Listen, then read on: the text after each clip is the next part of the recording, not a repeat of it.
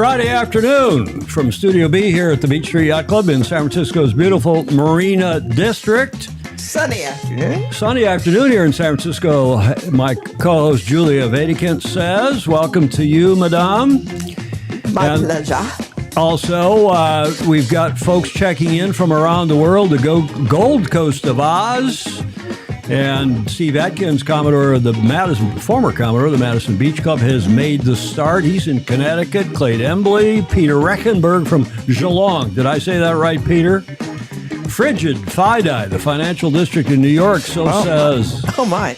Larry Kennedy. Welcome, everybody. I'm your host, Tom Eatman. Welcome to the show. Thank you for joining us. Let's get to the starting line for show number 901. Happy Friday and happy, Julia, hot and spicy in Perth. Seriously? Seriously. Hot and spicy in Perth. Okay. Follow up to our show on Tuesday when we had Magnus the Magnificent and Richard Gladwell, RG. Well, Magnus's one hears on the WMRT is confirmed. We'll tell you about that. Oh, good. Coming up, Peter Bretschker, Justin Callahan, Peter Shipway, Rick Banderow in the coming weeks as guests here on Sailing Illustrated. And, of course, Sailing Illustrated's Person of the Year coming up here. We will name the 5 finalists. They will be announced on next Tuesday's show. Then we'll have, on the following Tuesday, we will narrow it down. We'll vote and have a winner. Coaching corner today, John Emmett, who is urbane, dare I say it, Julia? He is urbane in Brisbane. That's for you, Alistair Murray. Urbane in Brisbane. Okay, really, urbane in Brisbane. We know how to pronounce Brisbane. Yes. And Canberra. And a few other things in Australia, especially after that help from Alistair on last Tuesday's show. Sail GP, that's our big topic today. The preview of Season 6, the opener in Perth this weekend.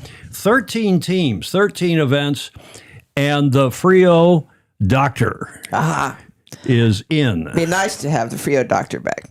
Well, it is in spades. Alistair Murray's awesome Aussie anecdote, another one. He's today on tape, at least, with the Commodore of the Meetung Yacht Club. Oh, that's right. That'll be fun. I've watched the video this morning. Last leg, Julia. Expect the unexpected in Cagliari, Okay. Italy, as AC38 announces their first AC40 preliminary regatta coming up in, I believe it's in May. We'll confirm that for you in a sec. We have a special this day in history, a special, Julia, just for you, Whiskey Tango Foxtrot, and of course our fantastic Fozy who continue to check in. Alan Long down in Lago Vista in Texas, where it's a nice 65 Fahrenheit. Claire Harrington, Commodore Harrington, is in an Uber, I believe, down in Florida. She flew down to Florida this morning. Steve Ross saying good afternoon from sunny San Diego. Alistair, indeed, is out in Meetung at his holiday home saying, loving Julia's scarf. Oh, good. It's very colorful. I said that when you came down here to the studio today, Julia. Rick Banderow in Connecticut. He awaits the launch of the 26th Sail GP season in Frio, which happens tonight, our time, Saturday afternoon in Perth in Frio. Ed Worley, everyone. He's saying hello to everyone. He's down in SoCal today. Ted Ryman is in Cape Town in the Republic of South Africa, as usual. Peter Taylor from New York City. He lives in Manhattan. He and Sandy. Rod Hagg. Nice to see Rod on, replying to Peter Rechenberg. It's Wendy and Rosemary, friend. Geelong celebrant. I wonder what that all means. It sounds like they're neighbors in Geelong outside of Melbourne. Thierry de Jong in SoCal, and on and on and on. BZ1GRN says Facebook didn't seem to be working. On Tuesday, we didn't have YouTube working, but I think Facebook's working pretty well. Try pronouncing the Warrumbungle Mountains, Rick Banderow asked. Where are the Warrumbungle Mountains, Julia? Do you have any idea? No. Gordon Smith in Denmark, good evening to all. Sailors take care of each other. Indeed, we do. And Gordon's, of course, on his Friday evening. Jeff Kitson in Michigan, where it's snowy and cold. He's heading to winter Florida coastal snowbird. You could be a snowbird. Headed to, like a lot of the Canadians and the people from the Great Lakes and the people in the Northeast. And it's working. Clark Chapin says Facebook is working. There is Lord Scarborough, a.k.a. Andrew Pindar, who's saying Australia, amazing country, mainly thanks to having 2 Scarboroughs, one of them in Perth. Really? I didn't know there was a Scarborough. Oh, yes, there is up in north on the, now that I think of it, up north of Perth on the beach. Oh. Indeed. You are one of the few who pronounces colliery correctly. Thank you, Commodore Harrington. Jody Shields, good morning from a beautiful Wangi, north of Sydney in Australia. Looking forward to some high-speed racing today in Sail GP. Mark Michelson up in Idaho. Great to be here in the room with everyone. Nice to have you, sir. Mark Michelson, our Sailing Illustrated weather guru. Clark Chapin, ex-GM people will recognize where BZ1GRN came from. Clark, who's a former engineer, retired engineer at General Motors in the Detroit, in the Detroit area. BZ1GRN. I'm not sure what that means. But I don't know. Do we get to find out? maybe Clark will put it in the chat as we move forward here today. I want to thank our guys that joined us for Tuesday's milestone show. It was the 900th show, and most people don't, that do podcasts and do some of these things, Julia, they don't get to 100, let alone 900. I know. We were talking before the show today. Maybe we should call it off at 1,000. Just another 50 weeks. Yeah, 2 shows a week. Then we can figure out what to do next. Yeah, with our let's see, your 5th career and my 4th, something like that. Show number 900 was a hoot, and I want to thank again Richard Gladwell and Magnus Wheatley, who joined us live from the opposite ends of the earth. Richard was, of course, in Auckland, and Magnus was in the UK on the Isle of Wight, East Cowes. We did a 2025 look back to what we thought were the major occurrences in our beloved sport during 2025, and highlighted those. And then we did a look forward to 2026. And I asked the gentleman specifically who will be named Sailing Illustrated's Person of the Year in a couple of weeks' time. And they had some views. Go back and watch the show. And I asked both of them if they think there will be a 14th team. Richard thinks there will be a 14th team yet named this year. And he said it would be from the Middle East, a combo of the Middle East and maybe Hannah Mills moving over from the British team. And Magnus was not so sure that was going to happen at all this year, a 14th Well, we're going to find out. We will find out. Ed Worley says he really enjoyed MTM and RG. Alan Long says milestone. Yeah, it was a bit of a milestone show. Currently, 13 and 13. We're going to talk a lot about Sail GP today. That's our feature. Who will win the 2026 season? We have a lot of opinions in the chat, and from those two guys. It's too early to know. How do you know yet? Well, it is, but we also talked who's going to win this weekend. I asked the gentleman if Doug DeVos, the rumor continues to be that he either has already or is about to buy a current Sail GP team. And if so, which one? And of course, we keep hearing, Julia, that team is going to be the Danish team. Yes. That Doug DeVos is going to buy. And not as an American team, but he may recast it partly as with Americans. But that's what I'm hearing. That's also what Richard Gladwell is hearing. But Magnus, again, did not think that was the case. So we'll see. And fortunately, I have no idea at all. Well, check it out, Julia. I know. Will Chris Poole's Riptide Racing enter AC38? If so, whose AC37 boat will they use? Because they have to use old boats in the next Cup. Thanks to John Sangmeister, who put me in touch with Chris Poole. I've met Chris before, but we really don't even have each other's email addresses. And we're going to see if we can get Chris on the show. Okay. And in due course. Who will be the ACP CEO or managing director or commissioner or whatever it's going to be called? Most people seem to think, and I talked to Magnus this morning, and he continues to think that Grant Dalton will fill that role for AC38 before they move into AC39 with a more formal structure. I still have my doubts that this ACP thing is going to happen at all, Julia. Yes. Well, we won't hold our breath, but we won't be surprised. Well, that's true. Steve Atkins asks, why not another USA team? Well, Russell wants to have one team per country and not multiple teams from a given country. Not that there's anything wrong with that, Steve, Commodore Atkins, but I I'll bet he renames, Clark Chapin says he renames, that is Doug DeVos, it the Greenland team. Solves two problems at once, Julia. Oh, Clark. The Greenland team. Jody Shields, the big question is what team boat can stay together for the season? One thinks it will be a survival of the fittest type of season. Certainly this weekend could be that. We're concerned a little bit about injuries. There have already been several injuries in the practice racing phase. Right. Alex Hayworth over in the UK, they are still referring to ACE rather than ACP in the press releases. Yes, ACE, America's Cup events. So, yeah, I'm not sure that ACP is going to come to fruition this year and probably, in my opinion, not ever. So those were our predictions. There really weren't any others, but we did also during Tuesday's show, Julie, you remember, had a nice segment from Alistair, his AAAA, Alistair's awesome Aussie anecdote. We have another one today. He does in which he taught us, me in particular, he was making fun of me, about how to pronounce various things Australian. Strine.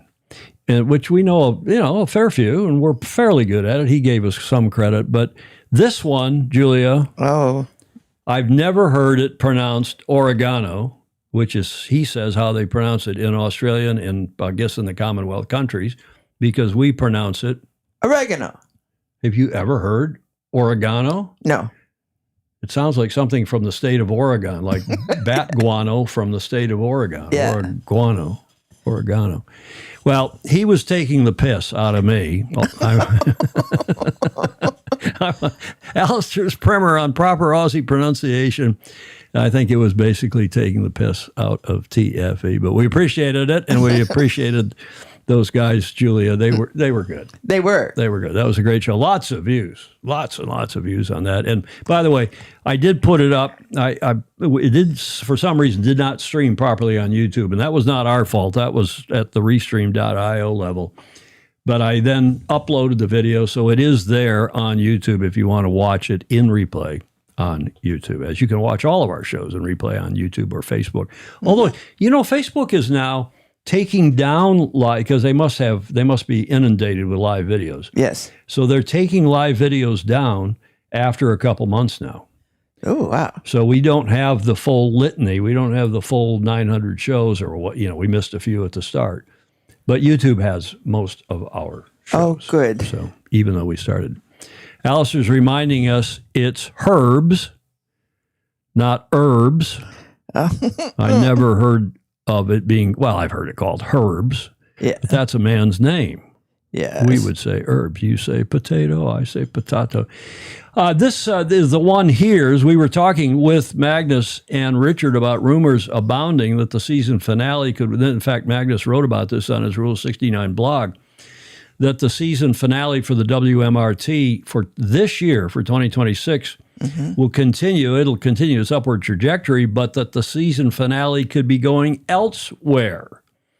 And he hinted that maybe it was going to the Middle East, and we repeated that here on the show, that maybe it was going to the Middle East.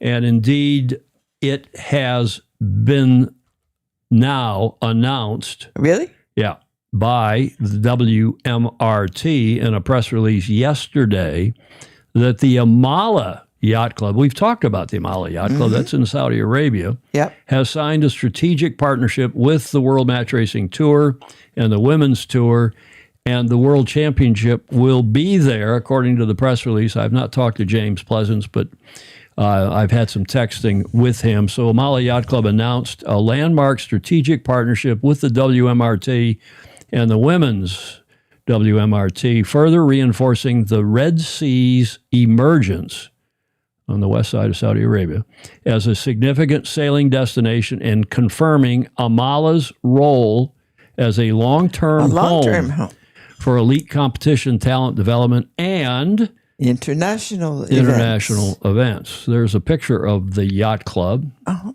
I don't believe that's AI. I believe that now exists. As part of the partnership, the season finales, or an artist rendition, I believe that exists now. As part of the partnership, the season finales of both the Open and the Women's will be hosted by the Amala Yacht Club in a multi-year agreement. Wow. Starting in December 2026, which will mark the first time the World Match Racing Tour has staged events in the Middle East, as well as the opening of the Amala sailing season and establishing the club as a winter center of excellence for high-performance sailing. For the first time in the history of the tours, prize money for the Open and women's finals will be equalized. Good. Underlining a shared commitment to excellence, fairness, and the future of the sport. James Pleasance, our super Fozy and executive director of the World Match Racing Tour and the Women's Tour, commented, quote, "We are extremely grateful to Amala Yacht Club for its long-term vision and commitment to the World Match Racing Tour and the Women's Tour. This announcement is a major milestone for us, our first time staging events in the Middle East as our first time staging. The equal prize money reflects the caliber of athletes competing across both tours and the importance of developing meaningful pathways for the next generation of sailors, yada, yada, yada." So James Pleasance announcing that yesterday, Julia. I don't know what the wind function of. Good question. And they, at that time of year, remember the Youth Worlds were there and nearby, and they had pretty good breeze for the Youth Match Racing Worlds. Remember Jeffrey Peterson was there and the rest of that gang. Yeah. Did Cole Tapper win that? I think he did. But in any event, that is there's Mark Michelson, our weather guru, saying during a shamal, a northwesterly wind, it can get fresh. Aha. Okay. Okay. I thought only you got fresh, Julia. And that was during any wind. No. Huh? I only get fresh when I'm passing wind. Oh, come on. You can shake your finger. Give me the wag. Oh, man. Gordon Smith says it's wonderful news for the World Match Racing Tour. Nice venue with great sailing conditions. Yeah, I hear from James Pleasance that they've got sort of 14 to 16 knots, maybe a little lighter some days, maybe even a touch breezier some days. So good stuff. 18-footer nationals, Dolly DeVola is doing the commentary, I believe, with Peter Shipway, and the nationals are going on over on the Sydney side of Australia. The next 3 days, the conditions are fruity. Watch live 3 hours before Sail GP. Okay, we'll be watching that. We'll be covering the latest goes going on in the 18-footer league. Yeah, fruity. I mean, that's, breezy. Fruity. Fresh to fruity. New word for me. Okay. Well, that means something different here in San Francisco. Yes, it does. Why are we in such a good mood today? James also sent these pictures, which are from 10 years ago when they ran, the World Match Racing Tour ran an event in Perth in catamarans, in what were these, the M32s, I think? And there's Gak Pindar. This is Super Fozy, Lord Scarborough, Andrew Pindar sponsoring Ian Williams' team, who won in that event in Perth. There's the familiar WMRT flag on the race committee boat. You can see right there. So that's all nice stuff. And that event happened 10 years ago. They had some significant cash prize money, and there's Ian Williams and co winning way back then. As we know, he's now won 9 in a row. Bravo Zulu, congrats to him. And he said, James, in a text said, "Will be interesting to watch Sail GP in Perth this weekend.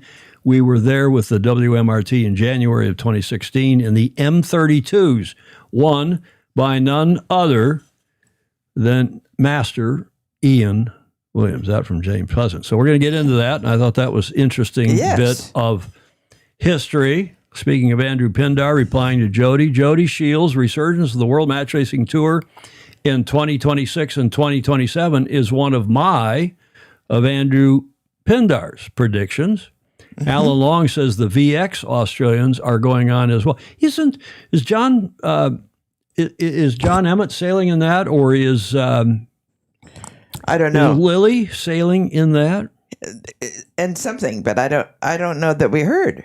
I meant to ask him. We texted this morning when he sent me his video for the show. So that's a little historical update. Thanks to James. And just looking forward here now, on next Tuesday, the 20th, Peter Bretschker will be our guest, along with Justin Callahan, previewing this nice event that Peter is doing down at Balboa Yacht Club as a fundraiser for Justin, who's one of our favorite young sailors in the world.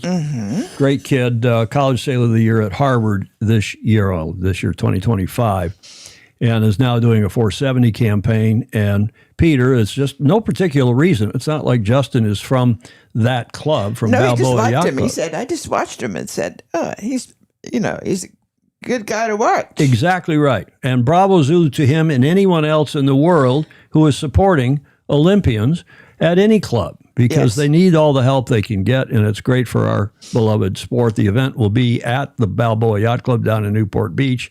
That is the Callahan fundraiser on Saturday, the 24th of January. Peter and Justin will be with us on the show next Tuesday to talk about that and his campaign. Here's Lily is sailing. She is. Is that in the comments? Alistair saying, yeah, Lily is sailing in the VX. Nick Douglas. Yes, she is doing Maine on the Hong Kong boat. John Ellis. John didn't know if he was going to make it to the show because it's early there. Yeah. Well, it's not that early. It's 8:20 in the morning. Andrew Pindar thinks Kinley Fowler, who is, of course, sailing out at SailGP this weekend. He's from WA originally. Kinley was with us when we won here in San Francisco, Oracle Team USA in 2013, Julia. Peter Shipway, speaking of Australians, will be our guest next Friday, the 23rd, a week from today. He'll be our live guest, presumably from Sydney, and he will be updating us on all the stuff, not only Sydney Hobart, but what the commentary that he and Dolly Davola are doing for the Australian 18-footer league. Yeah.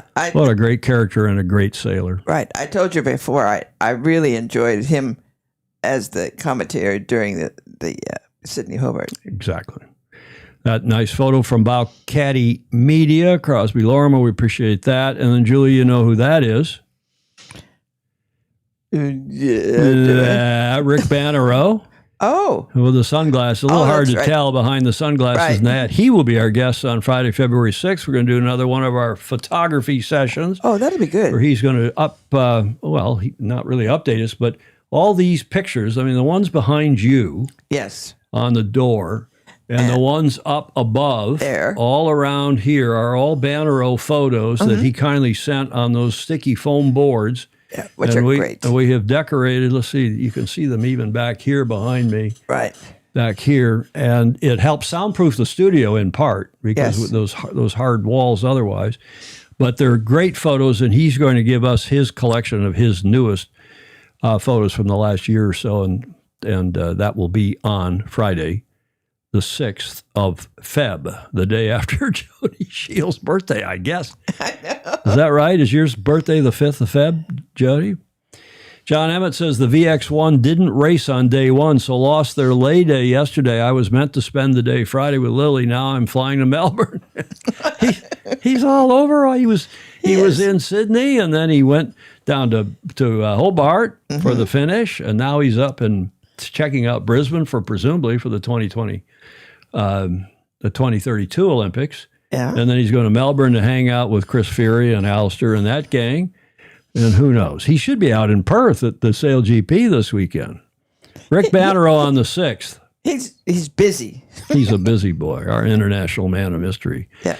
Speaking of our Sailing Illustrated Person of the Year, Julia, this was a very popular choice for our inaugural POTY, P-O-T-Y, Person of the Year, not Potty. Yeah, there must be something. Person of the Year, who last year was Cole Brower. Okay, I won't call her Potty. POTY, Cole Brower. And who will it be this year? Well, the schedule, nominations opened and then closed last Tuesday this week. And we've got a long list that Clark Chapin has been maintaining this weekend. And on Monday, the 5 finalists will be confirmed by the Super Fozy. These are people who contribute regularly to the show, content or otherwise, about 20 people, and they will be meeting by text and otherwise to determine the 5 finalists, whom we will announce next Tuesday, the 27th. And there will be a panel discussion. We'll announce them next Tuesday, the 20th, rather than the following Tuesday, the 27th. We'll have one of the Super Fozy per finalist, they will pitch that person, and then we'll have a vote live on the show. Wow. On the show, Julia. Oh. Like we did last year. Yeah. During the show.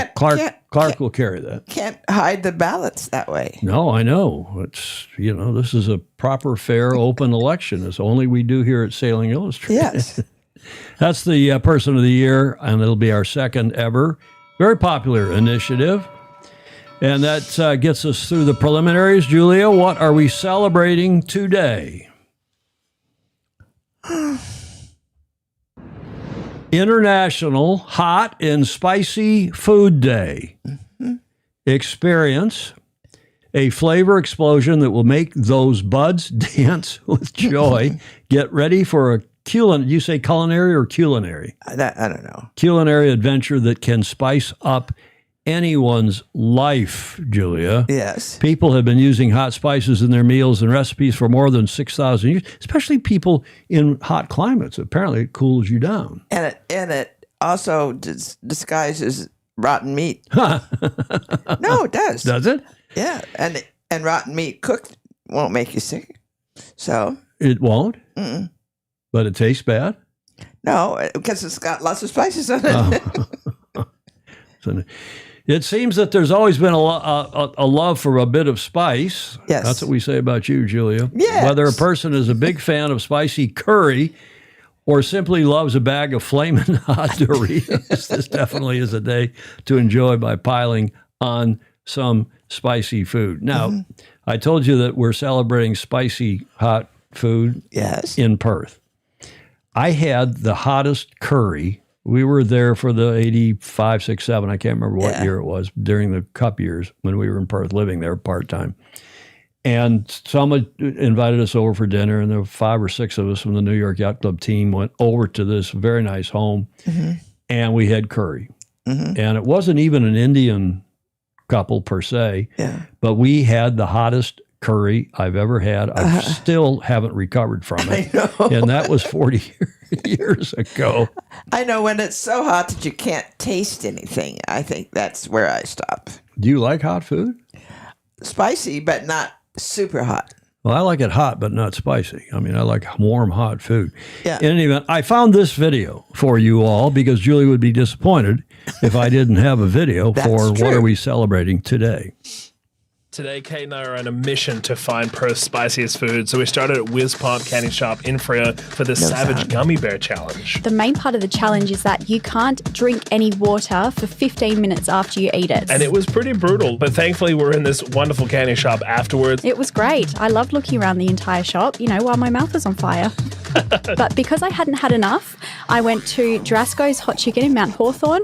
I tried their off-menu chicken burger. I had to sign a waiver for this. It was legitimately the hottest thing I've ever eaten. I cried almost the whole way through it, but I got through half. Then I finished off at Hakata Gensuke for their Gonfire Ramen. You can go all the way up to spicy level 35, which is what I had, and I regretted it immediately. It was painful. And just to top it all off, we tried the hottest corn chips. Yes, they were not too bad. They're pretty good. And I decided to put hot sauce on mine as well. So there you have it. The spiciest foods in Perth. Check them out. In Perth!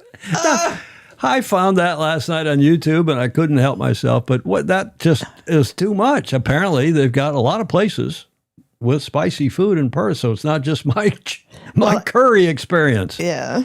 And it's not that cold to keep warm or anything, so. Well, Clay Dembley says, if I didn't know better, I'd think John Emmett is on the run from either the mob or the police, the way he moves around. Chris Fury down in Melbourne saying, looking forward to my 50th Festival of Sales Regatta in Geelong. Am I saying that correctly now, Chris? After instruction from Alistair. In Geelong next weekend here, catching up with Mary Longpree, our dear friend, super photographer from Balboa Yacht Club, Newport Beach, and she spends a lot of time in Oz. In fact, a dear friend of hers, an Australian gentleman who many of you will know, I don't remember his name, but he just passed away. I'm sorry to have read that on her Facebook page. What else here in the chat, Julia? Food should be like like your love life. Once you finish, you should have a great taste in your mouth and sticky finger. Jody. Julia, that's terrible. Nice to hear an SI today on YouTube after Zero Access on Tuesday. Well, you can always watch it on Facebook, Blake. Yes. And I did put the show up. I don't know what the problem was. It was not at our end. Good results for J. Frederick Bland. He's having his health challenge, and that's nice to see you continuing to do well. Yes, indeed. J. Frederick Bland in Austin, Texas. Keep at it. And keep having that spicy food in Perth. As we are going to talk about Perth a lot today, but not before we talk some more about John Emmett and his coaching corner, the super fuzzy John Emmett from the UK.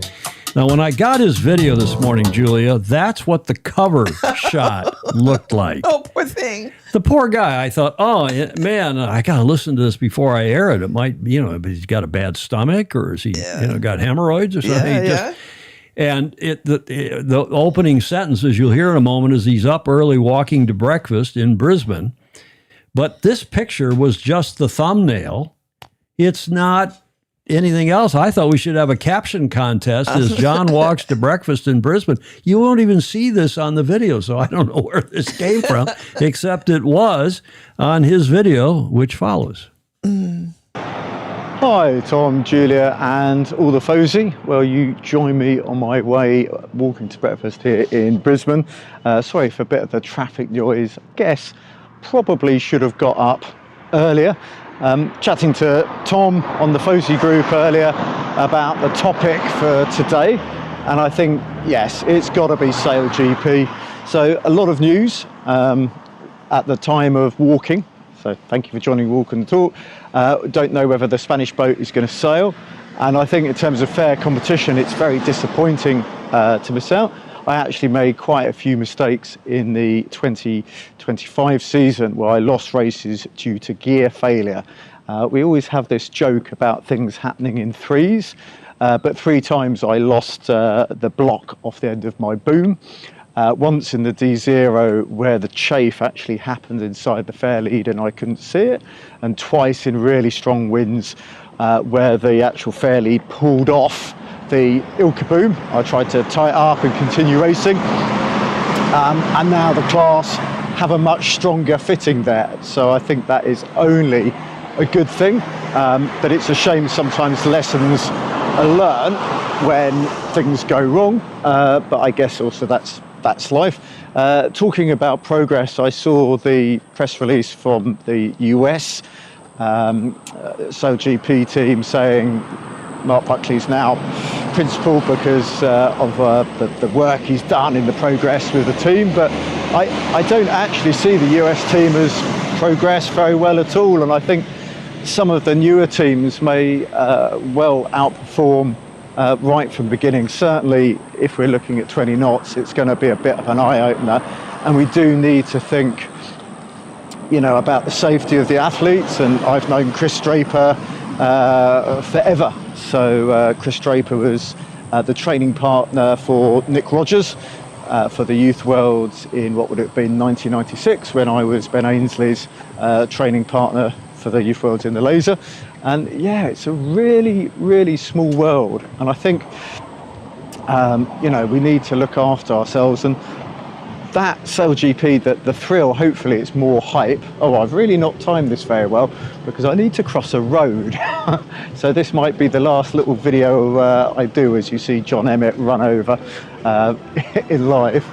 But the idea is to have exciting competition, but we can't do that at the danger of the athletes. And Lily recently competed the sail she didn't compete the sail from Sydney to Hobart, and I actually lost some friends in that. I think it was the 1998 race, and that's obviously really made me think very much about the safety of our beloved sport, especially as at the Customs House I bumped into Mark Cavell, who actually ended up sailing the Star that year after the tragic loss of Glyn Charles. So we do need to think about safety. And as sailors, we also need to take some responsibility ourselves. So at the beginning of the year, when I get back to the UK, in March, we will have a lot of very good sailors coming from Optimists. But then if they're sailing in Ilka for the first time in 20 knots, it's going to be a pretty different task for them. So we need to just think about that. And one of the rules I put out was Rule 3, which is a very basic concept that it's your responsibility to know whether you're capable of racing and to know whether you're capable of continuing to race. Because without that, the race officer's job would be a nightmare, because you could only ever run racing for the weakest sailor on the course. And of course, you don't necessarily know who the weakest sailor on the course is. If you're running an open meeting and people turn up, you have no idea. And it's easy, for example, in Weymouth to get tricked, because in a westerly, even in 25 knots, Portland Harbour looks very, very flat water. And because of that, you can think it's a lot less windy. We need to be a little bit careful here in Brisbane, for example, because it's actually quite shallow water, which creates a really short shot. But it means if you do capsize, there's a really good chance that you stick your mast in the water and you break something. So I really hope we get fantastic racing in Perth and no breakages. Nice thing about the VX1, which Lily's sailing here, is you've got that lump of lead, you've got that stabiliser wheel going on. So I think they can't actually capsize and stick the mast in the mud, because that's going to stop and do that. The boat will just lay down on its side. But yeah, we need to think about sailor safety, and we also need to think about progress, because the general trend is for boats to get faster and faster. And if I've timed this right, it's now breakfast time for John. So I'll try and see you on the show. I think I may struggle again with the time difference. The time difference. There's his breakfast. I guess that he finally got, Julia. That looks good. That looks like a proper breakfast, doesn't it? An English breakfast. Is that what you'd call that? Yeah, a lot of buy-in, a lot of people agreeing with John. And we're all a bit concerned that this is, I don't know. I don't know that Weymouth is a death trap, J. Frederick Bland, but we do have to be careful. And I think most of us are careful. And it's up, as Mark Michelson and others have said, it's up to a good skipper to know whether they're capable and their equipment is capable. And also the sailor himself or herself. Indeed. John Emmett Sailing, get to the front of the fleet. We appreciate his regular, and I don't think he's missed a show in memory.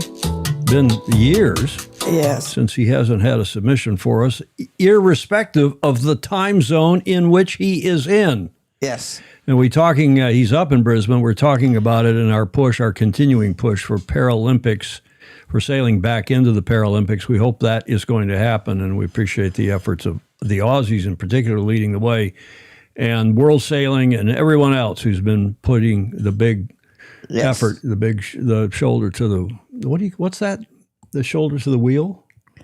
Yeah. Huh? Yeah. God, I sound like I'm from Michigan. Okay, let's carry on here and get to what is our theme of today, and that is, of course, the Oracle Perth Sail GP season. Is that loud enough? Season 6, 2026, the start of the season. All the events are going to be in this calendar year, which is, I think, nice. The grindstone, shoulder to the grindstone. Thank you, J. Frederick Bland. And they've got their shoulders to the grindstone down there. It's been a rough couple, 3 days. They gave everybody more practice than usual leading up to this weekend's event.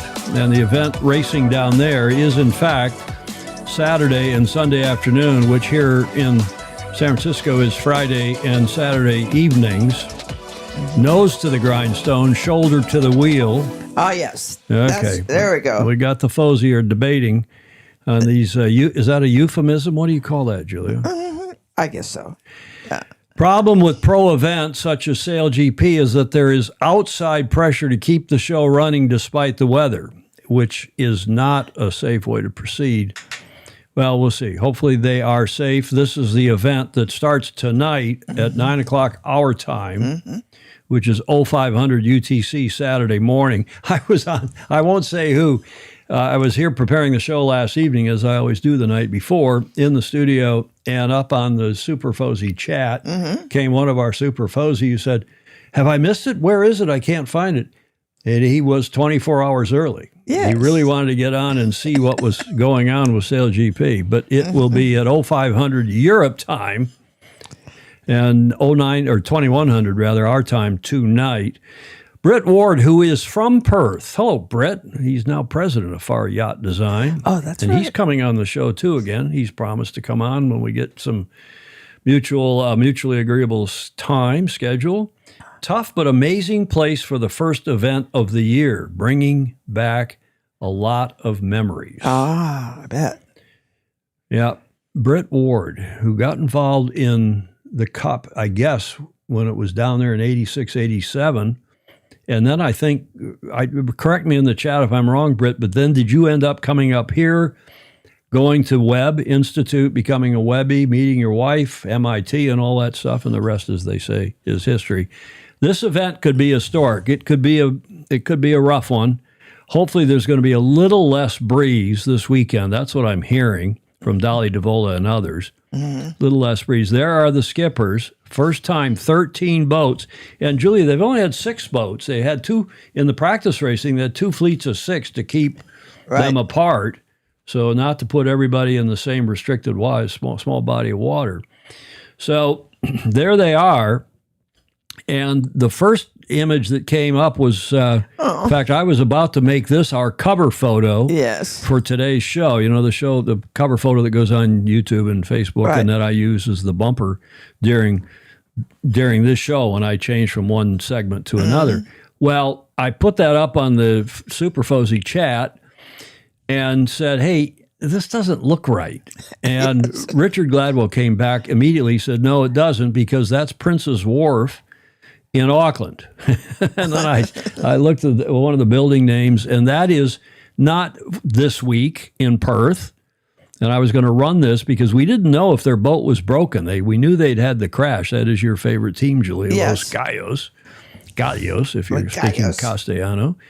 And this is a picture from Auckland last year. Oh. And so I said, well, I can't run that. I got to run the one that we ended up running. So I took a screen grab off the video from their crash in Perth a couple of days ago. And that's what is our cover slide, not this Crutonic one. And of course, I had, just before I was about to publish it, I had to change it to say, it's not that their hopes are in peril, it's that they are out.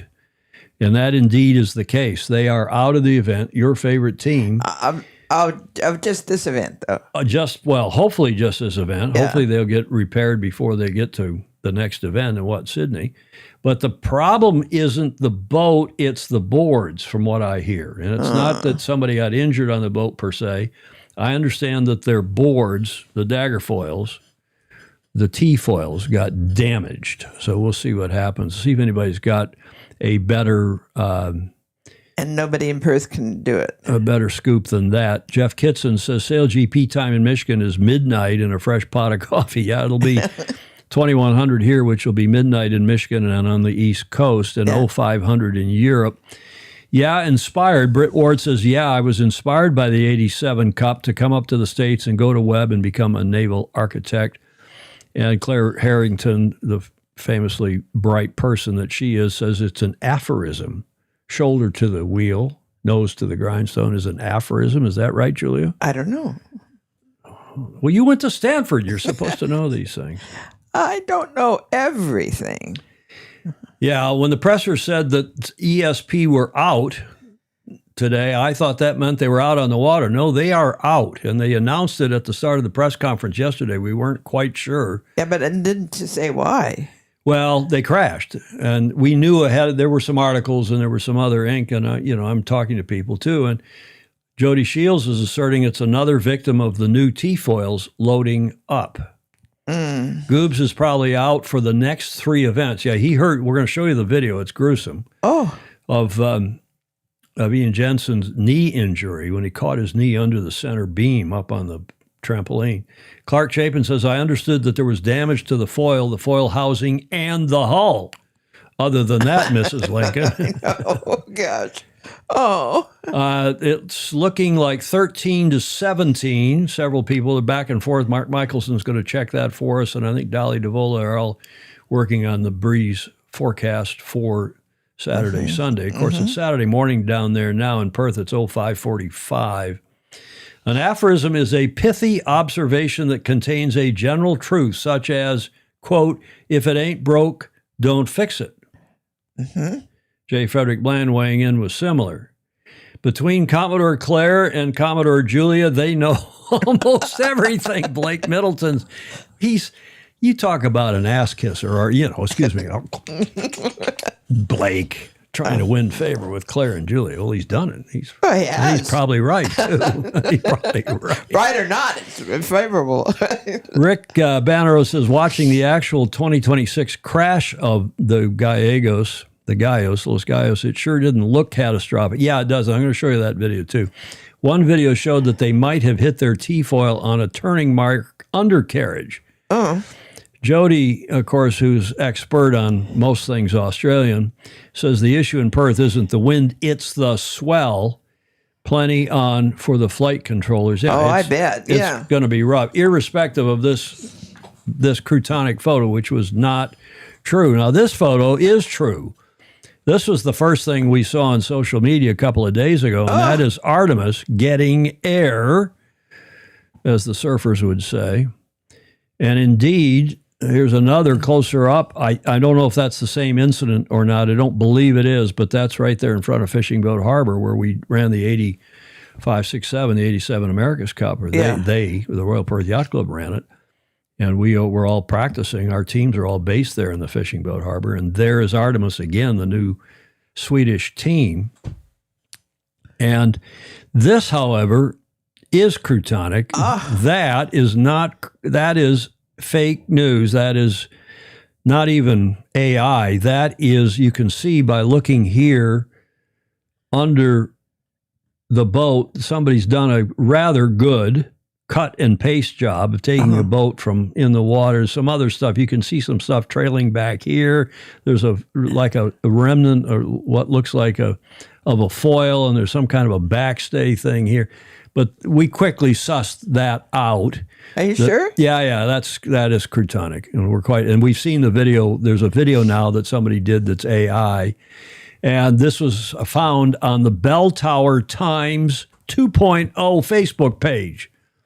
SailGP reclassified as an air show after the Frio doctor shows no signs of behaving. Well, this guy's got a lot of cut and paste and AI stuff on his page. And if I'm going to go in close, and there you can plainly see the cut and paste line where they took something out of the water and then took the water with the T-foil and the hull and the rudder. And that's just a close-up of that thing. Yeah. So you got to be very careful. Claire Harrington's taking it back. She says, nose to the grindstone or pedal to the metal. They are idioms.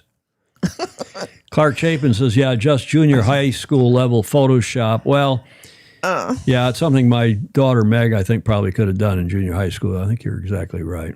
V1, rotate. Alan Long is maybe a bit of a pilot. Talking of Artemis, John Emmett saying, in Brisbane, I stayed with Simon Small, his last British guests, Bart Simpson, Goody, and Jim Taylor. Wow. Paul Goodison. Okay, so the press conference took place yesterday about this time, maybe a touch later. We were watching it, a bunch of us, well, a handful of us. And it didn't produce much. In fact, Richard Gladwell and I are so down, and notwithstanding, I made fun of Mag News. I had a phone call, Julie, this morning with Mag News. And I said, Magnus, you said such nice things in your Rule 69 blog about that press conference. That press conference was Crutonic. And he said, yeah, I know, but I'm trying to be polite and, not just look like I'm supporting the America's Cup, because Magnus is quite keen. He thinks this is going to be quite a good deal. And I do too here for SailGP in Perth. But this press conference was awful. They bring a few out. The moderator's okay, but it's not a press conference. It's a it's a opening ceremony. It's a promotion. And the first people come out, and there's some softball questions, and there's a bit of give and take, and then the next 6 people come out and sit down with the moderator. They don't let the audience, the supposed journalists in the audience, ask any questions. They say, oh, we're in a big dash. They got to go out and practice. They're going out on the water. So just let them go. If you're a journalist, you can catch them in the mix zone, which is outside where they do in different languages, ostensibly. And as Jody says, it's not a press conference, it's a goodwill meeting. And long gone are the days when Bruno Troublé sits there at the head table, moderates with Tom Blackaller sitting on one side and Dennis Conner sitting on the other, or Michael Fay and Malin Burnham, interesting Tom Blackaller, interesting, cool people. And Bruno asking some insightful, in both senses of the word, questions, and finding things out and seeing a little interaction between the people on the dais. And then people in the audience, the late, great, Rich Roberts from the LA Times, or who was the guy that always asked the first question that we used to be with the Providence Journal, Dave Phillips, the late, great Dave Phillips. He always had, you know how the lady in the front row at the White House press conferences, the lady who was from the UPI, Helen, whatever her name was, always got to ask the first question. Well, Dave Phillips back in the day always got, wherever in the world, he got the first question. And then kind of people would, Bob Fisher would keep his mouth shut, not ask any questions until the end. Same for Peter Montgomery. They'd wait, kind of lay in the weeds and listen to everybody else, listen to the answers, and then ask a pointed, tough, good question. And we're all sitting there in the back of the hall. I'd go over as the rules advisor and part-time PR advisor. I used to always go with Larry. He said, Tom, you're coming with me. Sit next to me right here. Okay, Larry. Helen Thomas. Thank you, Clay Embley, the famous UPI reporter who got to ask, because she was the oldest, I think, most senior reporter in the White House. Yeah. And these people asked good questions. And the press conferences were arguably the most entertaining thing about the America's Cup, whether it was Ted Turner in 77 or Dennis Conner and John Bertrand in 83, because whether it was moderated by the late, great Bill Ficker or by Bruno Troublé, who was a master, who was fabulous. And this press conference, I'm sorry, I've done my rant for the day. I promise not to say any more, except that then Alistair sent this through. He said, after the presser, he said, why is it every young athlete in every sport now has latched on to super as the only superlative? I think he was making a bit of a joke there. Yeah, of course. The only superlative adjective. Just in that presser, I heard super pleased, super great news, super talented, and so on. I kid you not. And that was Alistair Murray sent that after yesterday's press conference. So it was so noted. So noted. Okay, so that's what the press conference was yesterday, and now here is a bit of a video I thought you would really enjoy, and we'll tell you some more after the vid. New wave of racing media. First day of practice racing, but the thing is, it's not the first day of practice racing. Normally it would be, but because this is event 1 here in Perth of the 2026 season, there's been a few practice days already, Freddie, and a lot of news coming out the first few days. Well, let's concentrate on the people first, and there's been some injuries. As the sailing world has seen that amazing footage of Artemis leaping out the water, and their newly acquired wing trimmer, Chris Draper, the on board of him just eating the trampoline. Really don't love to see it, doing an aggressive roundup with all those G-forces. And Andy, he ate the trampoline and split his chin and his mouth open. 7 stitches, or a good number of stitches, and sat out yesterday. But the rumour is he's back on board today, right? No, he was back on board yesterday. Right. But so when we saw him at the pub last night, he'd just come ashore. Yeah.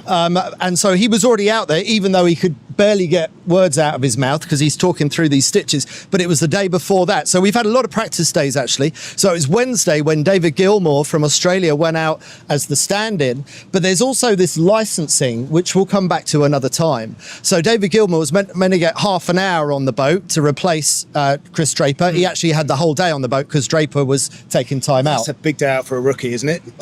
Super big day. Big opportunity for him to get his feet under the desk and possibly get his way into SailGP, which, as we know, is super hard to do. Absolutely. And the other one that really pains me to tell people is the other big summer signing from Emirates Great Britain, the defending champion, to his home nation of Australia, is Ian Jensen, the Goobs. They were doing their last jibe in practice yesterday. He was sprinting across the boat to get to the new side before the jibe, and he got his leg trapped in between the trampoline and the central pod.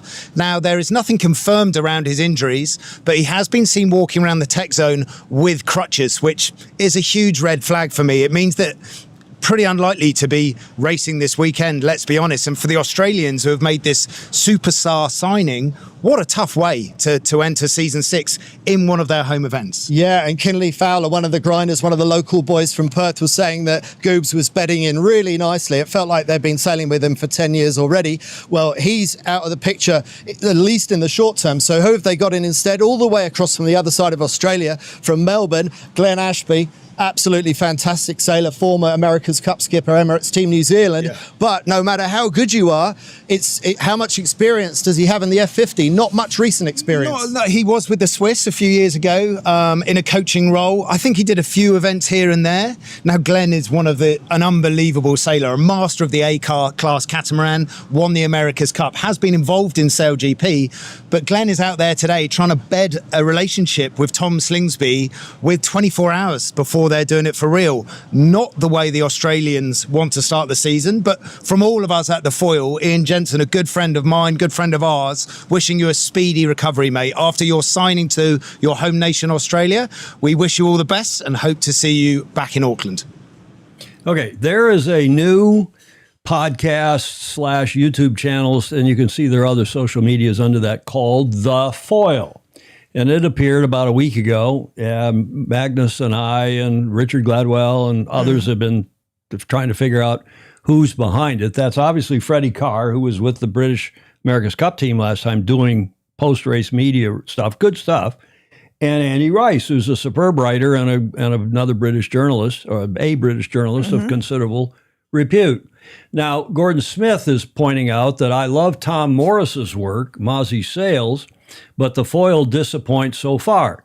So I didn't, that's a nice segue, and I didn't ask, Gordon and I didn't tee that up. But what's happened, Julia, is that they bought Tom Morris's Mozzie Sails YouTube channel, which he produced a lot of good content for the America's Cup and other events last time. They bought his channel so that they'd have the viewers already established and they'd have the background, some of the other content already there. Yes. Now they've been producing these videos and a podcast, and frankly, I agree with Gordon, the podcast is not interesting. It's helmed, it's hosted by an F1 guy, I think, none of us seem to know, in a studio that looks like an F1 studio, we think, that's used for F1 podcasts, blue curtains, and kind of a standard, run-of-the-mill podcast studio. But having said that, Freddie and Andy, these videos, and they're now obviously in Perth. They must have just flown down there. I don't know if they were at the press conference yesterday, but they, I think, arrived, got to the pub last night, and they produced 2 or 3 videos today, which I think are really good. And that one, with their talking head stuff out there on the rail, overlooking the water, and then whoever their video editor is, including that thing, getting the leg under the center pod. You could see him, and he wrecked his knee. So I don't know if these guys will make it to 100 of these shows, let alone 900, but I welcome them. I hope they do a great job. I hope they continue. And we'll see. Yeah. And again, the podcast stuff, I don't know why people think they have to do a podcast. I mean, it's like the Sailing Anarchy podcast. Right. Everybody and their brother and sister have got a podcast these days, but you got to have a hook. You got to have a co-host. Yeah. You got to have a bunch of Fozy who, you got to have, and doing it live, as you all, I think, appreciate, is so much better than doing a podcast that's recorded and regurgitated and so on. Sign on to their YouTube channel, subscribe to it, and follow it, because at least the videos like the one we've just seen, I think, are really going to be helpful and useful and good stuff. Now, who's backing them? Yes. Well, you'd think poorly of me if we didn't have this sussed out. Yes. And talking with our couple of our close-in friends who are in the media, who are super fuzzy, I'm not going to name them, Right. who have been, we've all been trying to figure it out, who's backing them. It turns out The Foil is on, and here's the preface with this. They're claiming to be independent media. Oh, yes. I think they watch us and say, we're independent, we're supported, we're viewer-supported media. Yeah. They're supported, we hear, we're told, by a guy named Dr. Greg Bailey, who is the entrepreneur, doctor, and so on. He is a medical doctor, apparently, who owns the Canadian North Star Sail GP team. So this is not Russell and Larry. This is not Oakley Capital, and it's not the Brits. It's not Athena Racing. The various people suspected they were the people behind this. It's North Star, the Canadian Sail GP team, Dr. Greg Bailey, and the guy named Kennard. We have sussed that out. And we figured that out this morning. And we'll see how they progress. The Foil, a new way of racing media. I hope they make it and make it strong. But the podcast guys, I agree with Gordon Smith, needs to be tuned up. And Mawsey Sales is now, Jody is saying, Tom Morris is also part of this. He did a strange video, frankly, yesterday, Julie. He did a strange video talking about how these people are all too old. I don't know what that was all about, but he's on. And Alan Long is saying, super, take a shot. I think he means the same thing I'm saying, is that I hope these guys subscribe to it. Go on the YouTube channel. And as I say, they're on all the other socials. I don't have time to do all that other stuff, nor the interest. But we are, as you all know, truly independent because we're supported by you. This show is made possible by you and people like Julia and others who support us, because without it, it wouldn't happen.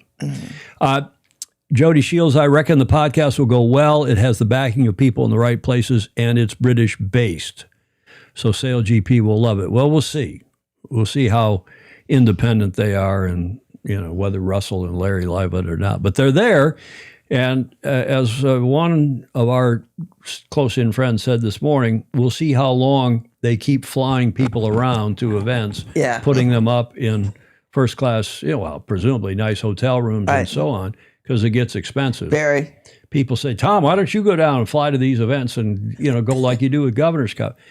If I never get on another airplane, even to Southern California, I'll be happy. I know. I'm going to go to Southern California. My next flight, I hope it's other than going to Gov Cup, it's the only one this year, is to go to Meg's baby shower. Oh, yes. Daughter Meg, who's pregnant and progressing well. Thank you very much. Okay, carrying on with Sail GP. The Bonds Flying Ruse lineup, as you heard, they brought in Glenn Ashby. But that video editing was good. I mean, they had pictures of those guys, and whoever their video editor was did a nice job pulling that, all those pictures and the videos and the images together. Yeah. But the key back to the news here is that Glenn Ashby is subbing in for Goobs for Ian Jensen after that gruesome injury. Oh, it's too bad. That you saw in that video. The Bonds Flying Ruse, has moved quickly during practice racing ahead of the season opening event in Perth, bringing in veteran sailor Glenn Ashby as contingency after Ian Jensen sustained a knee injury during training in Frio. One hears, he's out, the Goob's out for a good long time. And everybody's speculating whether he's going to be back on the boat. He's got a real problem with his twisted knee and more. Oh, it's too bad. So on here, it is terrible news. Jensen's injury happened on Thursday during a jibe with the Aussies' new signing, hurting his signing, meaning he signed on to the team, hurting his knee while crossing the boat in Frio's notorious heavy breeze and, as Jody points out, wavy conditions. Mm-hmm. The Bonds Flying Ruse confirmed Jensen will be rested on Friday while the injury is assessed, with a call on his fitness to be made ahead of Saturday. He's out. He's not going to be sailing this weekend, or so one hears. Now, how are the Brits, the defending champions of Season 5? How are they doing? Well, here is a report from Dylan. Yeah, first day of official practice racing here in Perth. 2 races, quite bottom end conditions for the config with the little wing and the small foils. Quite an interesting one. Still feel like we've got, we're just trying to progress every day and keep that learning coming.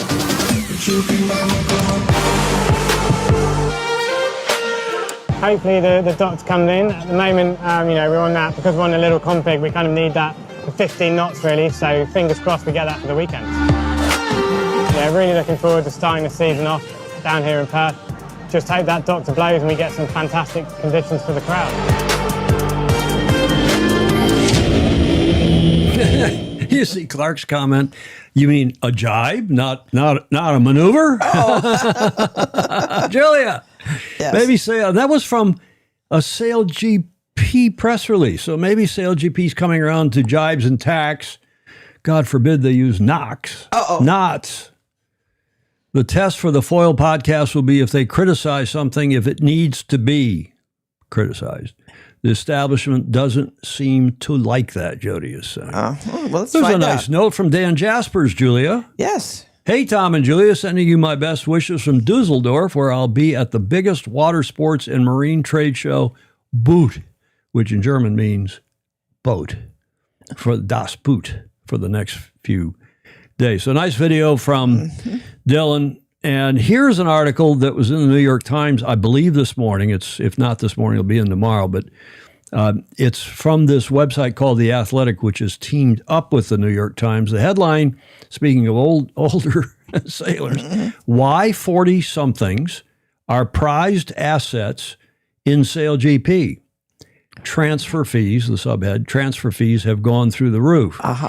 Now, this is by Andrew Rice, not to be confused with Andy Rice, the Brit. This is an American writer of considerable repute. The subhead here, he says, is Tom Slingsby 41. That's the title, or caption rather, with this picture. Tom celebrates with Chris Draper, now 47, soon to be 48, when the pair were teammates on the Australian team some years ago. And I've just excerpted from the article. It wasn't meant to be, out yesterday, it wasn't meant to be like this. SailGP CEO Sir Russell Coutts is desperately keen to see the next generation of young talent breaking through to the top level to prove youth trumps experience. But for the moment, at least, it is the oldest sailors in the sport that, not who?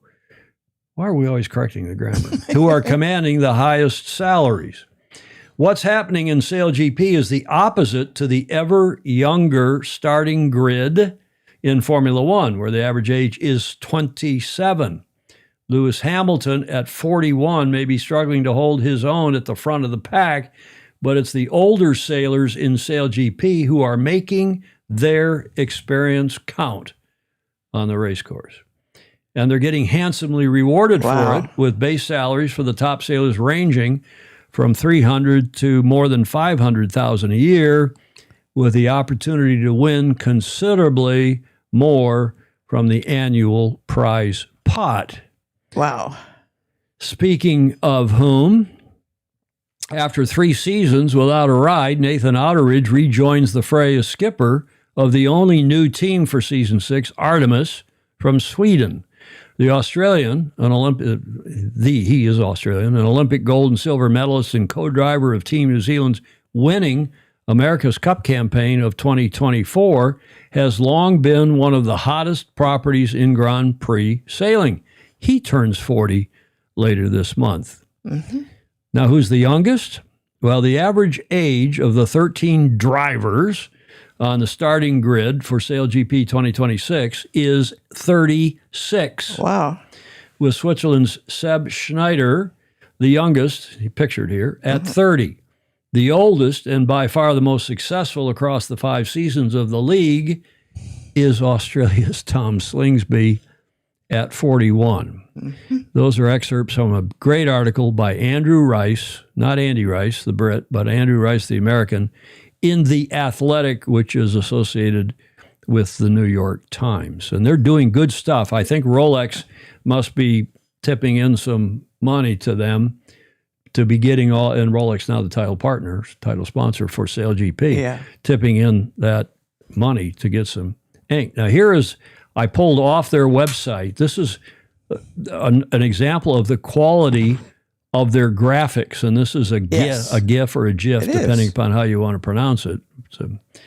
It's an animated image, in effect, showing the grinders, flight control, wing trimmer, driver, and the similar positions from an aerial, including the strategist. Good stuff. Yes. And I commend the Athletic, of course, the New York Times, but the Athletic and their sailing department and this guy, Andrew Rice, to you.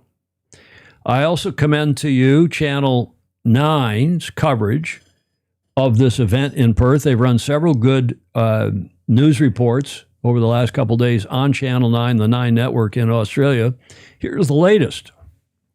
Government has labelled this weekend's Sail GP debut in Fremantle a success before it's even started, though refusing to reveal the cost to taxpayers or if fans will catch a glimpse of the Hollywood stars behind Team Australia. On the eve of WA's first Sail GP, F-50 catamarans take over the Fremantle coast, but the state government is still safeguarding the figure that brought them here. We don't get into individual costs because it is highly competitive. We are competing with great sailing cities around the world. A boost to the local economy, but how much isn't clear just yet. The Australian Hotels Association says there's been a 10% increase in hotel occupancy compared to this time last year. Lips still sealed about star-studded guests. There's no confirmation if Flying Gru's co-owners in Hollywood stars Ryan Reynolds and Hugh Jackman will make their way down under. I mean, to be honest, I don't really know. I just, I'm on the boat turning the handles, so that might be above my pay grade. Whether there's celebrities or not, can we get real here? This is an incredibly exciting high adrenaline event. In less than 24 hours, these seats will be packed to the brim. 15,000 spectators across the weekend. They'll be the first to witness a Sail GP in the Indian Ocean. This is the first of 3 events secured here in Perth, with hints it's just the beginning. What we do know, based already on the sales of tickets, that we're going to have to go bigger next year, given the popularity. Taxpayers will have to wait and see if their bang is worth the government's buck. Either way, Sail GP will have a race in Perth until at least 2028. Holly Edwards-Smith. Welcome to Down Under. 9 News. Good report, eh? Yes, it is. Huh? Yes, absolutely. Good television. The 9 network. Yeah. And then this news from the Hollywood Reporter, which was widely picked up here in the States, at least. Larry Ellison's Sail GP inks a multi-year rights deal with David Ellison's CBS Sports. And you're going to ask, well, those of you who maybe aren't familiar with the media circus going on here in the U.S., David Ellison, of course, is Larry's son, and he's been a film producer. He's produced the Tom Cruise movies and Mission Impossible, and I sent you a long article about that. Did you? Yeah, I did, but too long for this show. Oh yes, right. But David has been a successful movie producer who ended up, with help from his dad, buying Paramount, the big movie house, the movie production studio. And then he bought, as part of that, he ended up with CBS, the Columbia Broadcasting System, one of our 3 original main networks here in this country. Right. And David is the son of Larry, and with Larry's financial backing, he's also now making a bid for another big against Netflix. Yeah. And he's competing with Netflix for... I just remember Netflix. Well, he's competing with Netflix for another big media property, and that's the ink here. So they have, the kid, David, he's 40-something. A nice guy, by the way. I got to know him at Warner's Brothers. Thank you, John Sangmeister. And another huge media outlet here in the U.S. and Netflix. They're bidding against Netflix. It's a pitched battle, as they say. But David is becoming a media mogul in his own right, albeit with the backing of his father. Alex Hayworth asserts that Ellison will win out over Netflix and get Warner. I think they have more resources. Plus, I think they probably have the backing of the White House because Larry Ellison seems to have cuddled up to Donald Trump, and we'll see how that all goes. Anyway, so that's a piece of news here. So we'll be watching it on YouTube here. I'm not going to do a watch party tonight. We'll see how tonight goes, and maybe we'll do something tomorrow for the Sunday racing, depending upon how it goes tonight at 2100 our time. In the meantime, that's the scene. The race day one is on local time Saturday. The stadium opens at 11:30. Race times from 1 till 2:30, 1300 to 14:30, Australian Western Daylight Time. And same time on Sunday, 1 o'clock to 2:30, 1300 to 14:30, which is 2100 Friday and Saturday here, 0500 Saturday and Sunday UTC, which is London time this time of year. And the rest of you can do your calculations wherever in the world. And we'll be tuning in to see if, as Ed Worley says, is this going to be demolition derby on the water? I hope not. We shall see. Yeah. Hopefully not. As John said in his coaching corner at the top of the show, we don't need to make our sport more dangerous than it already is for the sake of attracting eyeballs. And I'm sure Russell and Larry have got that. Yeah. I think they do hype stuff, and understandably. I mean, this whole thing with the Spanish. Are the Spanish out? Oh, yes, they're out. And, okay. Understandable. And there is our cover slide that I took. That's a screen grab off the video, and you can see them rolling around. Okay, I enhanced it a little bit just by brightening it up a touch. Yeah. And sharpening it up a bit with some photo tools. But it wasn't that bad a looking a crash. And nonetheless, they did damage to, apparently, as Clark Chapin said, and we've reported, to their dagger foils, the dagger foil cases, and apparently the hulls. Dogzilla Monster making fun of all of us, saying, I hope the SailGP announcers can ramp it up enough to match the action. Julia? Stingray up in Seattle. A little light moment. Speaking of a light moment, here is a nice interview that Alistair has done with the Commodore of the Meetung Yacht Club for Alistair's latest AAAA. Alistair's awesome Aussie anecdote, and he is out in Meetung as we speak. There's his yacht club out there. He's, of course, a member of the Sandringham and Yacht Club, and I'm not sure others probably in and around Oz. And we got to get him here to join the Beach Street Yacht Club next time he comes through San Francisco. Great club out there. And there, if you are geographically challenged, it's east of Melbourne, about almost 4-hour drive, according to Google Maps. And there you can see it out here on this idyllic situation. I could zoom the map in, or I could have, but Alistair and Tracy drive back and forth because they live over here, obviously, in Melbourne. And it's his holiday home, and here's his interview with the Commodore of the Meetung Yacht Club. G'day, Tom, Julia, and all the Fozy. This is Alistair with AAAA. You know what that is, Peter? No. Alistair's Awesome Aussie Anecdote. Wonderful. Twice a week or once a week from Australia all the way to Tom and Julia in their studio at Sailing Illustrated in the US. Goes worldwide. Thousands of people around the world will be watching this. So I've got the pleasure here, the privilege. As you know, I like to introduce you to interesting people. Couldn't find one today, so I've got Peter. This is Peter Cannett, the Commodore of the Meetung Yacht Club. And as you know, Tom and Julia, I rave about Meetung. You know, it's my little holiday hangout. It's Tracy's and my happy place. And here I am in the Yacht Club, which is my happy place within the happy place. Welcome, Peter, Commodore of Meetung Yacht Club, to Sailing Illustrated. So tell us a little bit about your background. You're a sailor? Yes, Alistair. Yeah, well, first of all, thanks for the opportunity to talk about the Meetung Yacht Club. I've been sailing here for I think it's 38 years, predominantly on Etchells.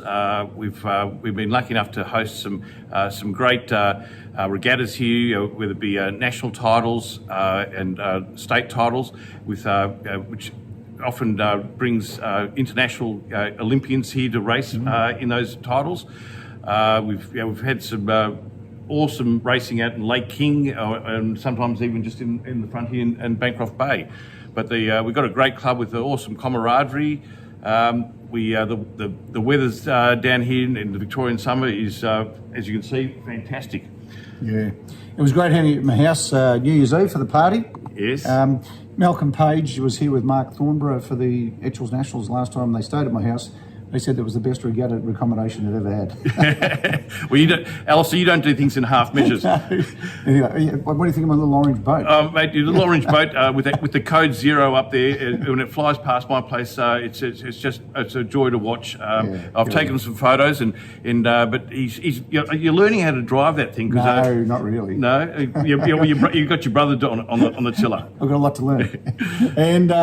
And the club itself is going well? Yes, no, we have circa 300 members. We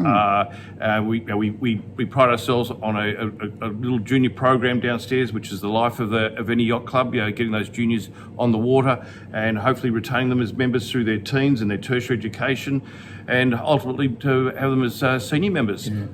Now, I mean, all of the viewers are yacht club members and sailors. What's the magic in this place? Look, we're in front of the marina here with this fantastic facility. But what's the super ingredient here? I think that the secret sauce. Meetung is based on history of families.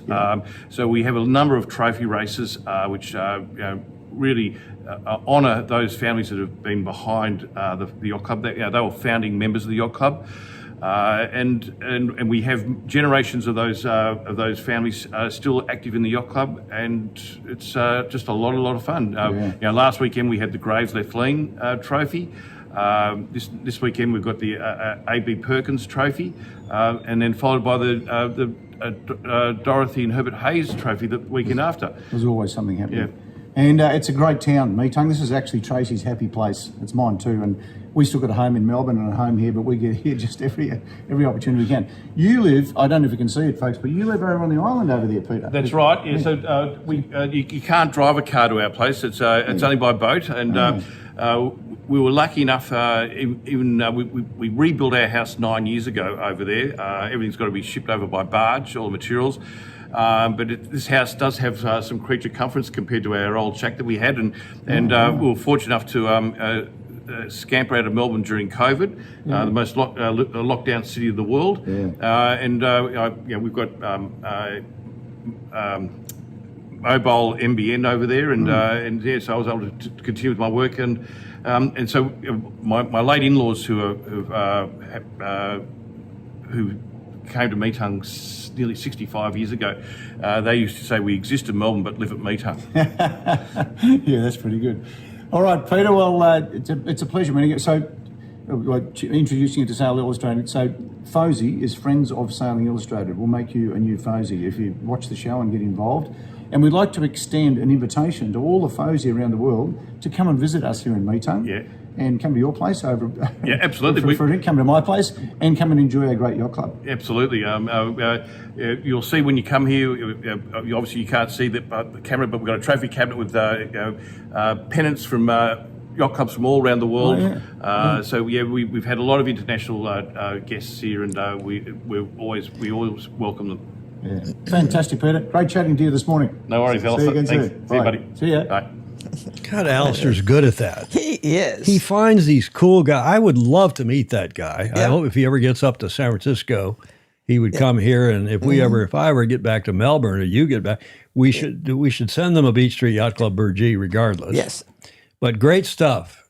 Absolutely great stuff. I want to have a coffee with that guy and more. That was a super Ted Ryman agrees, and Peter Rechenberg says Meetung's an awesome yacht club. John Collings agrees. I think everybody in Australia probably agrees as well. Great stuff. Thank you, Alistair, for his latest AAAA. And again, John with his contributions with the coaching corner, Ed Worley's contributions with the trivia, and every now and then we get something from somebody else, a video. But any of you wants to contribute a video and tell us about your home club or any other home club, any other club, we would really appreciate it, because I think the Fozy enjoy very much getting to know, right? Right. People around the world and clubs around the world. There was an article in Scuttle about it. It's this guy in Michigan, whose name escapes me, who's been doing these YouTube videos saying the sport's dying and boats are terrible. And this one was yacht clubs are sinking, I think was the headline. Mm-hmm. And several people sent it to me. And this guy's, I think his name's Ryan Craig. I don't need to pick on him, but he's a guy in Michigan who's got a little boating and skiing business. I haven't talked to him.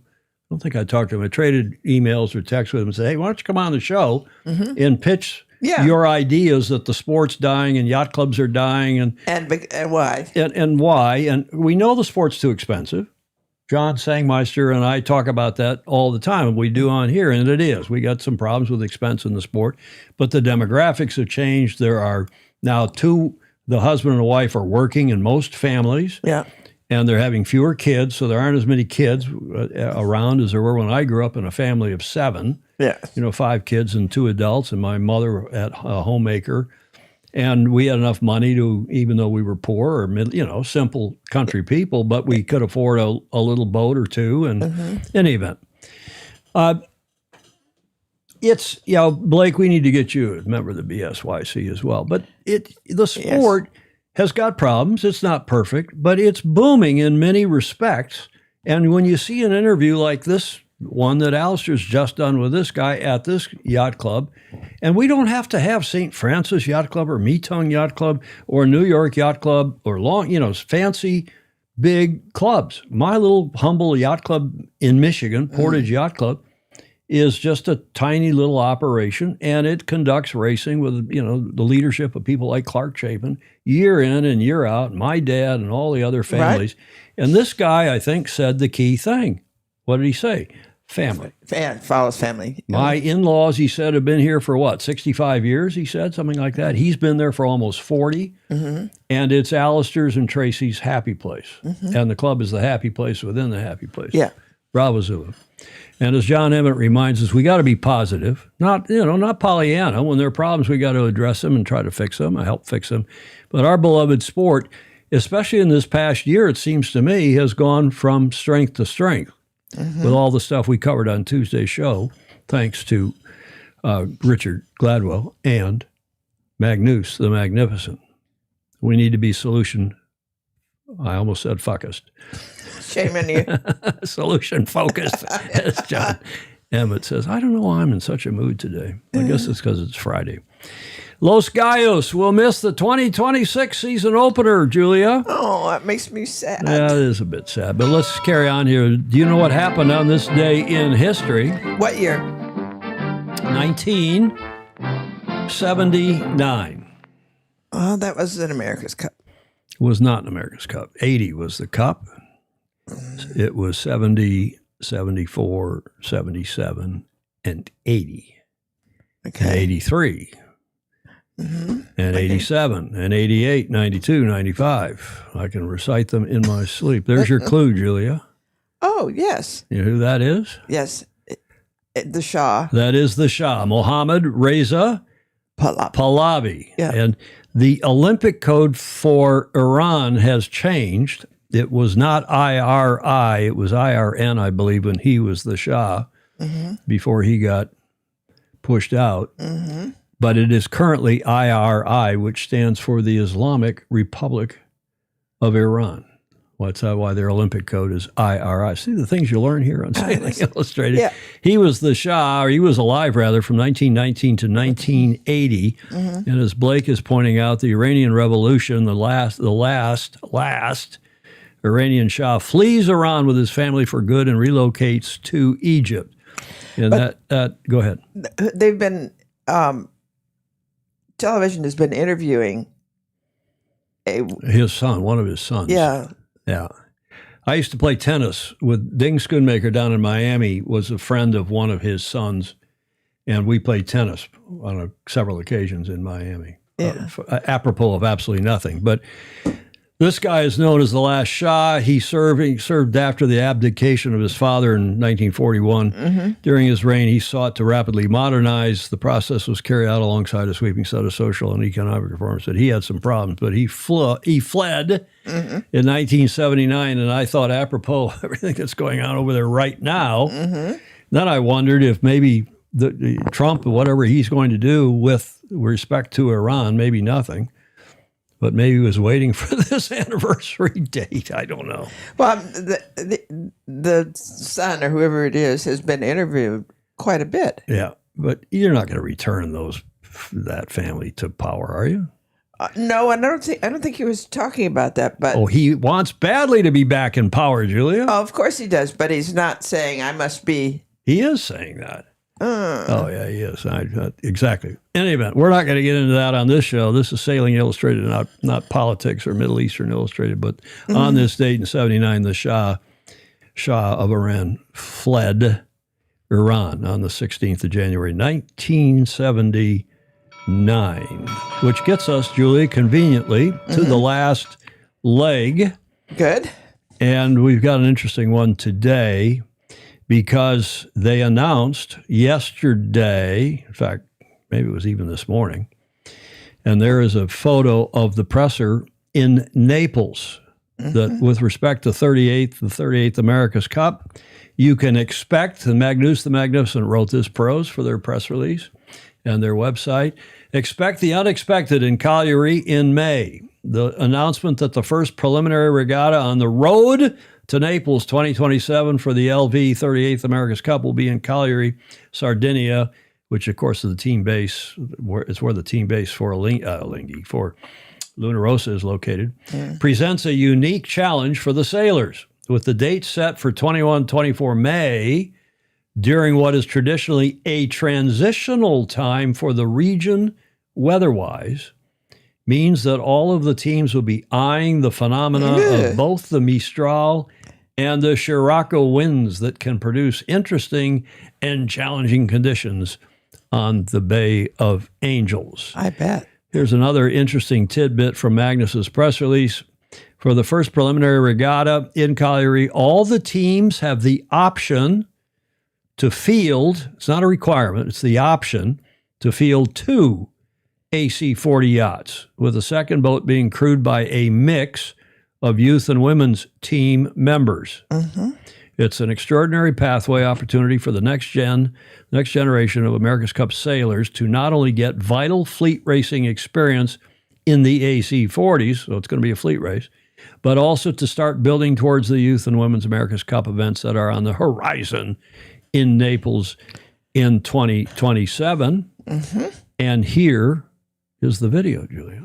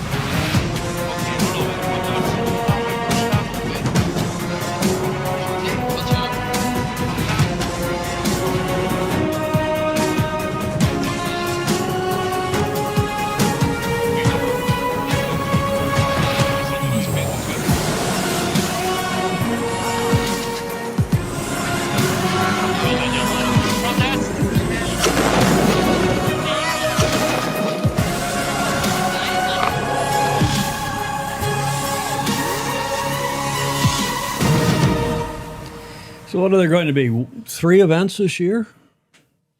2 events this year and 1 next year in America's Cup and the AC-40s, which aren't even the boats being raced in the America's Cup. Yes. I had this I had this discussion with a Super Fuzzy this morning.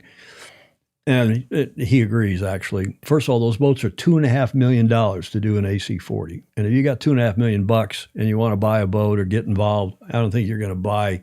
They kept saying they're going to try to do a league, a circuit in the AC40s. And I said all along, chance. Not for that. You're not going to start a class association, and you're going to not start racing AC40s at your home yacht club. Mm-hmm. Or, Yeah. So here's what worked when the America's Cup did preliminary regattas, pre-regattas, leading up to the 07 Cup. And here's what worked back in the 12-meter era. I see Margarita Bottini Marshall's on here. Not quite sure what you meant, Margarita, by this comment. The tradition of the official press release was wrong in Italian. I'm not quite sure. Tell us what you meant by that. I'm not sure I understand. I'm sure I don't understand.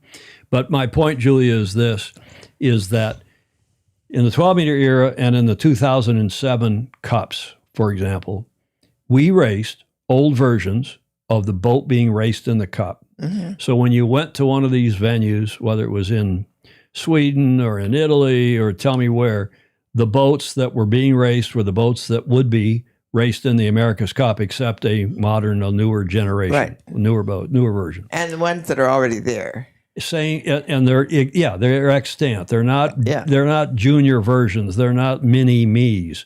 Yeah. Same for the 12-meter era. Mm-hmm. When they run a 12-meter Worlds the previous year in Perth in 86 or when I did it in San Diego in 91, we had those boats. We had whatever boats were being raced in the Cup the next year.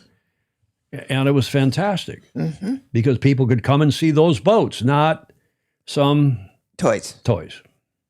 And that's what these regattas are. They're toy boats being raced, and it's not the real thing, and it doesn't have credibility. And I'm sorry, Mr. Dalton, but it does not make sense to do this. Well, and while in the meantime, Sail GP goes off and has 13 events at 13 different venues.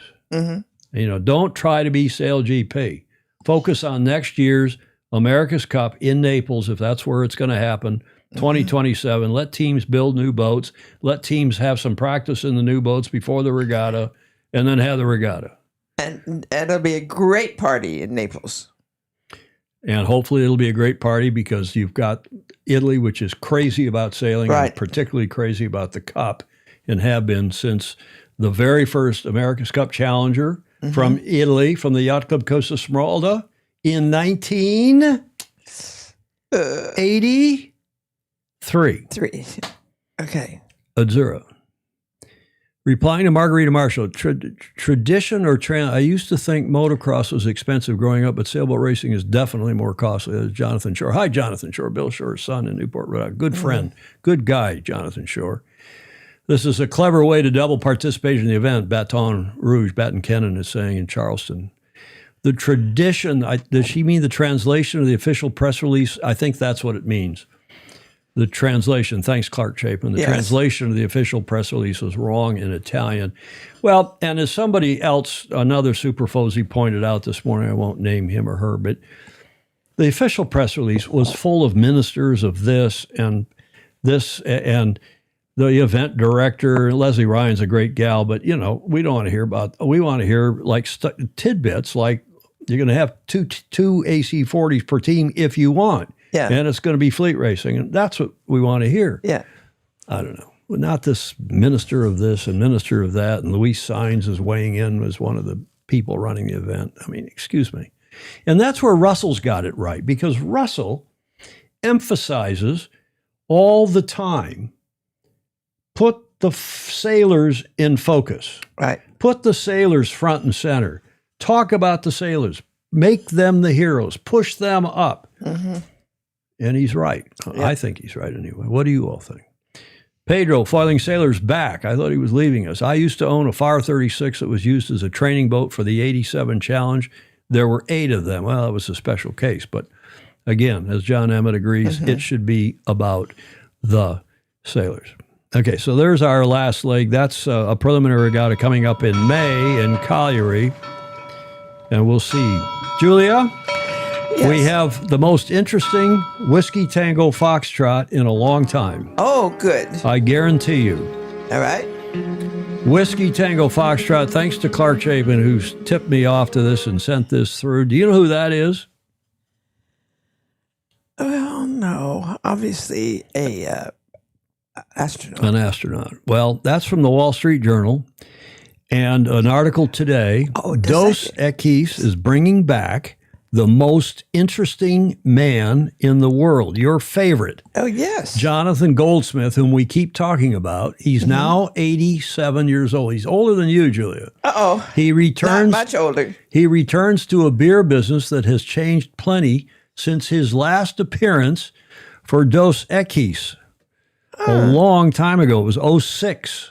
Wow. So 20 years plus. Yeah. Dos Equis doesn't always embark, according to the Wall Street Journal, Dos Equis doesn't always embark on a big advertising campaign, but when it does, it knows who to call. The original, most interesting man in the world, the long-running character originated by Jonathan Goldsmith in 2006, is returning to Dos Equis, marketing 10 years after the brand handed the title to a younger actor. Goldsmith, now 87 years old, will appear in new ads spanning TV, billboards, social media, and other digital venues, stores, and bars for the Heineken-owned brand, Dos Equis.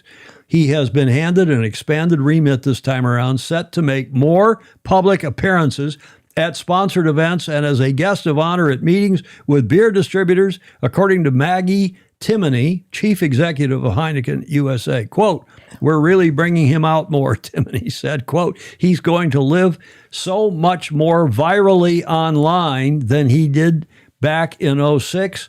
Julia, we've got to get him on the show. We do. Can you arrange that, please? Get on your computer this afternoon, track these people down and get them on, and you would be disappointed. You'd think poorly of me if You haven't got it. if I didn't have a Phone number. No. A video. Oh, okay. He was the most interesting man in the world. Then, the unthinkable. He forgot everything. For 10 years, he's been uninteresting. But when all seemed lost, there was a light at the back of the garage fridge. I don't always drink beer. When I do, I think I prefer Dos Equis. He is, once again, the most interesting man in the world. Oh, that's lovely. I don't always drink beer, but when I do, I still prefer Dos Equis. Julia? Yes. Stay thirsty, my friends. Stay thirsty. In that last bit when the helicopter is flying in front of a building that looks like the building here, the big tall building in San Francisco now downtown, that's all computer graphic generated images. Don't forget you have amnesia. Brilliant. Jody should interview him over a beer. Good idea. Peter Stevenson, a.k.a. Pedro Foiling Sailor. Julia, he's back. Oh, I'm so Your glad. favorite person after whom we've done our D block forever. Yes. We've got to get him on the show. Jonathan, you're probably not watching, but we'd love to have him on the show, wouldn't we, Julia? Yes, indeed. Come on, make that happen. Clark Chapin, thank you very much for passing that my way this morning. And thanks to Blake for this, Blake Middleton, all the smartest people sail, and that's how we end the show. Sailing isn't for everybody, as my dad likes to say, but it is for anybody, right? Julia, we're to the finish line, and at this point in the show, you like to say... Yes, please remember now to like, follow, and share. John Emmett says, I remember things when drunk, but then forget them when the hangover kicks in. I also think it makes it more interesting. Jeff Kitson, well, I guess I'm going to take a nap, set an alarm clock so I can get up at midnight with coffee and watch Sail GP. Blake Sale, I'm honored. Blake, we appreciate your support. We appreciate everyone's support who give us a few bucks a month or more to keep us on the air, because this is indeed viewer-supported media. You can support us via patreon.com/join/Sailing Illustrated. I always go to camera 4 to show this. And, Claire gave us a donation for this 4K monitor, which is why our graphics now are more crisp and clean. And I mentioned Sandy Purdon, Commodore Purdon down at San Diego Yacht Club gave us a nice chunk. But even a few bucks a month helps pay our streaming fees, helps pay our equipment costs, and so on. We don't use it for food, let alone booze or anything else here at the Beach Street Yacht Club. We're light on booze these days. Well, anyway. you and I don't drink, and you barely drink. So, indeed, Sailing Illustrated. Thank you, and we thank all of you for your continuing support. The show is all about you. We do it for you, with you, and without you, we wouldn't have a show. Thanks also to the people who give us audio, video, and images, as they did today. Julia? Yes. Final thoughts. Ever onward. I can hardly wait to see what's going to happen with the next chapter. Of the show or this weekend in Perth? This weekend. I think it's going to be fun. I hope nobody gets hurt. And we'll see. We'll not do a watch party tonight. We talked about it, but I want to go have a Friday night off and have a dinner, and we can watch it and replay. If something dicey or exciting happens tonight, if the commentary is so, what's the word I want? So bothersome, so awful, maybe we will do something tomorrow night for the finals on their Sunday down in Perth. Mm-hmm. And if so, just watch my Facebook page and we'll put something up. In the meantime, have a great rest of your weekend wherever in the world you are. Just getting started here with our weekend in San Francisco. We hope to see you on Tuesday, same time, same channel. In the meantime, sail fast, sail safe, and have fun. Ciao for now.